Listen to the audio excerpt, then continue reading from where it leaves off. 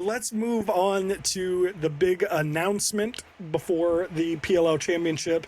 That is the WLL announcing that they will play a full 11-week schedule next summer. It will be 10v10, what we saw at the All-Star game. It will be the original 4 teams that we saw at the Championship Series this past year.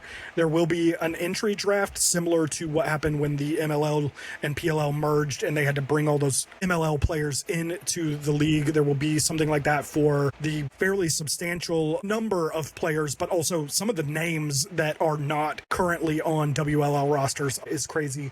And then they will also have a collegiate draft as well next spring. I think it's a step in the right direction. I don't think they expected to have to launch this as soon as it did, obviously with Athletes Unlimited kind of ending the way it did, but it's cool. And I do kind of think that expansion is going to have to come rather quickly because right now having the 4 teams, like you said, it's a weird number of games, but it's more lacrosse. It's great for women's sports, and I'm hoping we get a Denver team soon because I'm not picking any of these teams. I have thought a similar thing that like the second they add a North Carolina team, that's going to be like the first PLL WLL team that is going to be my team. I do think it's really interesting that in the PLL, we look at the championship series, but there are so many guys that are playing in LL that you can really use it as a way to see new players, get some guys who are maybe on the fringes of making the team and really see them in game action. But the WLL won't have that. So you're going to take this roster and just basically condense it into like your best 12 players. And it's going to be high octane all the time because, again,